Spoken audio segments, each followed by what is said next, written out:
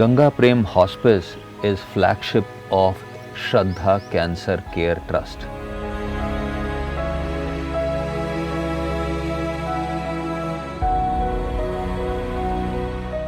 जिसकी life span, expected life span 6 month से कम है, ऐसे कैंसर पेशेंट को हॉस्पिस में भर्ती किया जाता है।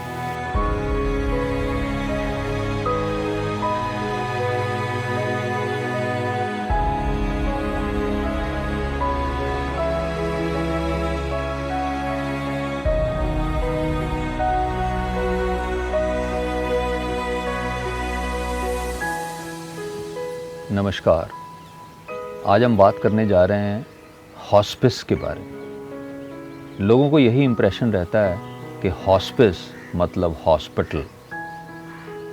हॉस्पिस का मतलब हॉस्पिटल नहीं है। It is like an old age home where good nursing care is given to terminally ill cancer patients. Means last stage के जो कैंसर पेशेंट्स हैं उनको ऐसी जगह रखा जाए और अच्छी नर्सिंग केयर सर्विसेज दी जाएं, वो हॉस्पिस है। यहाँ कोई इन्वेस्टिगेशन नहीं होंगी, कोई ब्लड टेस्ट, कोई एक्सरेज, कोई अल्ट्रासाउंड, कोई ऐसी चीज़ें नहीं होती हैं।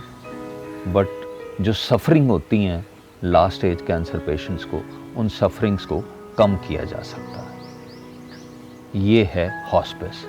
और आज हम यहाँ बैठे हैं एक हॉस्पिस में जिसका नाम है गंगा प्रेम hospice. Ganga Prem Hospice is flagship of Shraddha Cancer Care Trust. श्रद्धा जो नाम हम लोगों ने रखा था अपने ट्रस्ट का, वो एक पेशेंट के नाम से रखा था जिसने मुझे मोटिवेट किया कि हमें कुछ टर्मिनली इल कैंसर पेशेंट्स के लिए करना चाहिए। और हमने ये ट्रस्ट बनाई थी 2005 में और उस पर काम करना शुरू किया। और यूजुअली अंडर प्रिविलेज्ड लोग इसका फ़ायदा उठाते हैं।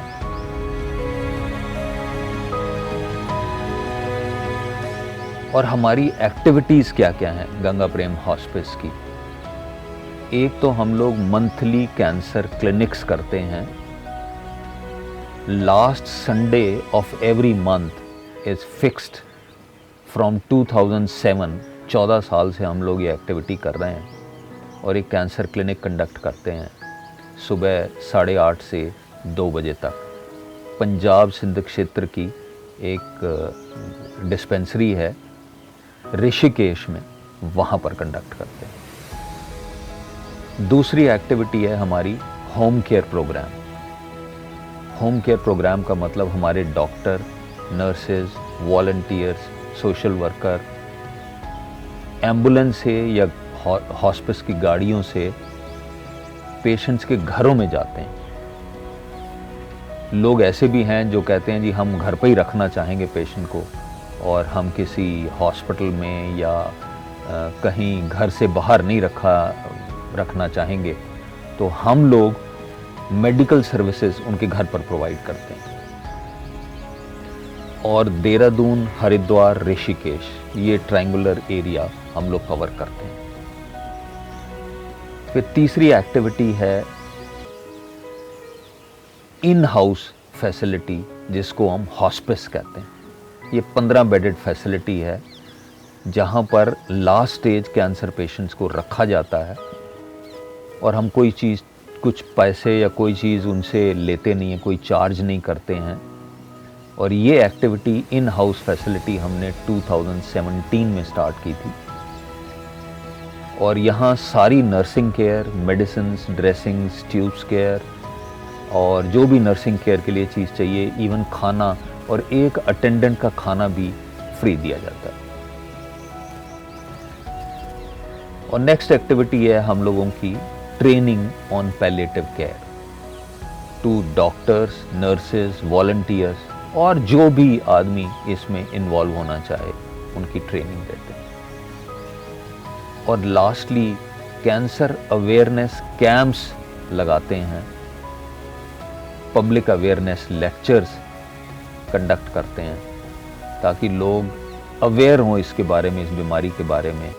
और साथ ही साथ ये भी जानें कि पैलिएटिव केयर क्या चीज़ है और उनका क्या रोल है सोसाइटी में पैलिएटिव केयर प्रोवाइड करने के लिए। ये कहा जाता है साहब मैं हॉस्पिस में मैं क्या कर सकता हूँ, मैं तो डॉक्टर नहीं हूँ। ऐसी बात नहीं है। There is something which can always be done. ऐसा नहीं है कि साहब मैं नॉन मेडिकल आदमी हूं तो मैं कुछ नहीं कर सकता।